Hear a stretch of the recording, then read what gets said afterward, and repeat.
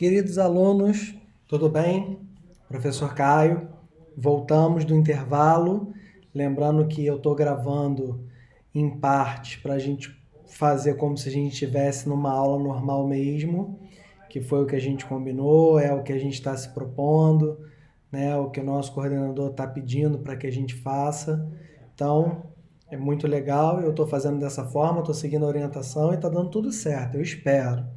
Qualquer dúvida, lembrando, eu estou à disposição. E mais uma vez, se cuidem. É muito importante nesse momento que vocês cuidem de vocês e cuidem dos seus familiares. Tá legal? Tá ok? Então, o mais importante é isso. Não tenham dúvida que eu estou aqui para ajudar vocês. Tá bom? Seguindo o nosso plano de aula, e eu vou abrir aqui que eu estou com o plano aberto no computador. Nós já falamos do primeiro plano, do primeiro tema de aula, do segundo tema, terceiro tema. Fechamos na aula passada responsabilidade patrimonial, fraude à execução, distinção de fraude à execução, fraude a credores, responsabilidade patrimonial primária, secundária, etc. Coloquei o material para vocês. Hoje a gente vai falar sobre liquidação de sentença.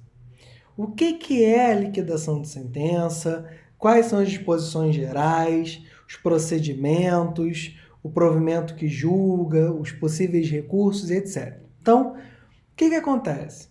Quando a gente tem um processo de conhecimento, e a gente já viu isso, né? A diferença lá em teoria geral da execução, quando eu distingui para vocês a diferença da execução para o processo de conhecimento, processo sincrético e tudo isso. O processo de conhecimento, ele finda com a sentença, né? Ele finaliza quando o juiz profere uma sentença de mérito e desta sentença de mérito, deste provimento jurisdicional, ele põe fim ao litígio, à controvérsia das partes. Isso é um ponto fundamental. Um segundo ponto, o que é? Essa sentença, que tem como função pôr fim a essa fase, o juiz não pode mais discutir, é o que diz o artigo 494 do Código de Processo Civil. E aí deixa eu abrir meu código aqui, eu estava com ele aberto, para que a gente possa trabalhar em cima disso, né? Acabou o litígio, a relação das partes agora o que é? Você tem uma sentença condenatória, uma sentença constitutiva ou uma sentença declaratória. E aí você tem a necessidade de quê? Buscar uma nova providência deste direito que o juiz declarou, que o juiz proferiu, né? Então ele apaziguou uma situação, ele pôs fim a uma decisão e aí agora ele precisa passar para a fase de execução do título executivo judicial. Olha que legal. Na execução extrajudicial, raras são as vezes que você precisa liquidar. Por quê? O título tem que ser o quê? Certo, líquido e exigível. A gente estudou isso nos requisitos. Quando a gente pensa na execução de título judicial, você tem dois tipos de sentença. Sentença líquida, quando o pedido é certo, líquido, né? 322, 324, lá na petição inicial, e a sentença ilíquida. O que acontece quando a sentença ela é ilíquida? Ilíquida. Ou seja, você não tem a quantidade, a coisa ou o fato. Você não consegue fazer com perfeição essa determinação. Diferentemente do que? Na liquidez, você determina a quantidade, a coisa, o fato, tudo isso. Então, na iliquidez, você vai fazer o quê? Você vai, de alguma forma, liquidar essa sentença, liquidar esse título executivo. Quais são os casos clássicos que a gente pode usar de exemplo aqui para liquidez de sentença e liquidez de sentença? Pagamento de perdas e danos sem fixar um valor. Condeno em perdas e danos. Ok. Qual o valor? Não diz. Você precisa liquidar essa sentença. Condenar em juros. Juros genéricos. Também não tem aquele valor específico. Restituição de frutos de naturezas civis, por exemplo. Restituir o equivalente da coisa devida. Né? Então, tudo isso gera, de alguma maneira, para o credor, para o autor, o exequente, uma iliquidez. Então, como é que você vai fazer esta liquidação de sentença? Você vai liquidar de forma a tornar aquela sentença ilíquida numa sentença líquida. E aí, o importante é isso. Por exemplo, o quantum debeatur de uma decisão declaratória ou de uma decisão condenatória. É fundamental que você faça isso. E aí, é muito importante que a gente entenda o quê? O que diz o artigo 509 do Código de Processo Civil. Quando a sentença condenar ao pagamento de quantia ilíquida, proceder-se-á à sua liquidação a requerimento do credor ou devedor. Então, esse é o primeiro ponto, tá? Perfeito. Como é que o devedor ele vai ter o seu contraditório garantido, né? O contraditório do devedor nessa situação é uma impugnação ao cumprimento de sentença. Você vai iniciar o cumprimento de sentença após a liquidação, e aí ele vai impugnar com relação a esse cumprimento. A sentença pode ter uma iliquidez total ou uma iliquidez parcial, tá? Então isso tudo é muito importante. Da decisão que gera, né, a decisão que julga a liquidação é uma decisão interlocutória, então ela é recorrível por agravo de instrumento, artigo 1015 do Código de Processo Civil. Isso também está previsto lá no 1015, é uma das hipóteses do 1015, esse tipo de recurso com relação à liquidação dessa sentença, a liquidação dessa decisão terminativa, tá? Então, esses pontos, eles são fundamentais para que a gente trabalhe. Por quê? Porque quando a gente passa para os tipos de liquidação, né, os procedimentos de liquidação, a gente tem a liquidação por arbitramento, a liquidação pelo procedimento comum, que é o que dizem os incisos 1 e 2 do artigo 509. O parágrafo 1º diz o seguinte: quando na sentença houver uma parte líquida e outra ilíquida, o credor ele vai promover simultaneamente a execução e a liquidação, que é uma possibilidade dessa sentença ser líquida e líquida ao mesmo tempo, dependendo das suas partes. 2. Quando a apuração do valor depender apenas de cálculo aritmético, o credor vai promover desde logo o cumprimento de sentença, ele não precisa passar por uma fase anterior de liquidação. E por aí vai, né? Você não vai rediscutir matéria na liquidação. E aí o que eu quero trabalhar com vocês é o seguinte: liquidação por cálculo. O que é a liquidação por cálculo? Quando a liquidação ela se dá por simples cálculos aritméticos, a hipótese de apuração de um quantum debeatur numa decisão condenatória, etc., você não liquida, você passa diretamente para a fase de cumprimento de sentença, execução de título judicial. Quando é que você passa, então, para liquidação por arbitramento? É o que diz o artigo 510 do Código de Processo Civil. Na liquidação por arbitramento, o juiz intimará as partes para a apresentação de pareceres ou documentos elucidativos no prazo que fixar.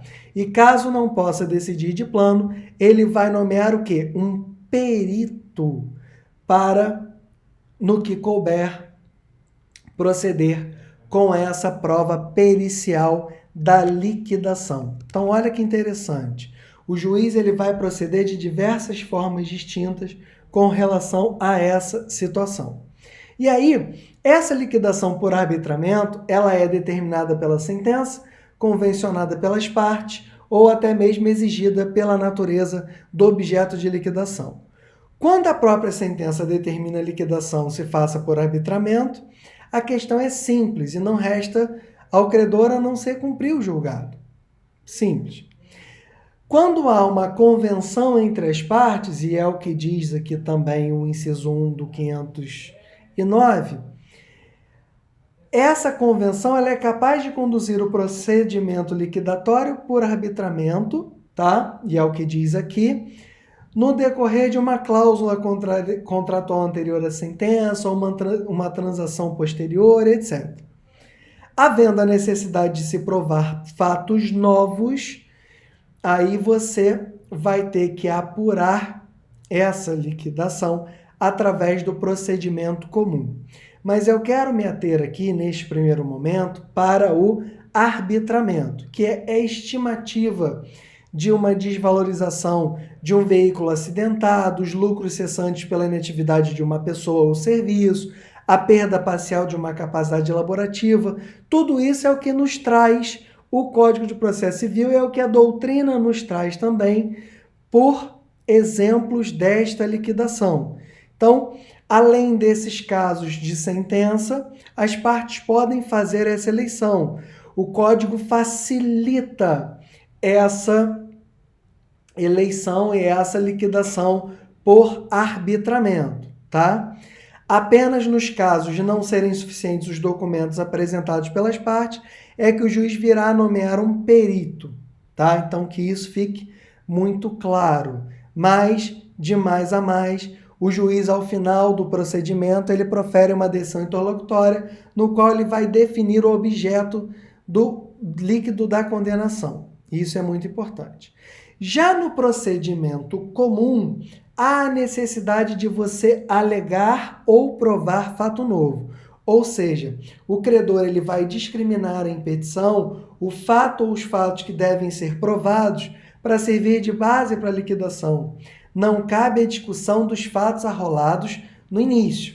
Isso é muito importante que fique claro.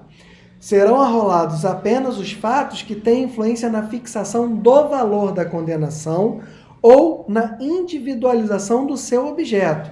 Nada mais do que isso, tá? Não é lícito abrir uma discussão novamente, né? Uma reabertura de discussão, vamos dizer assim, em torno do litígio que foi apresentado no processo judicial. E é o que diz o parágrafo 4º do artigo 509.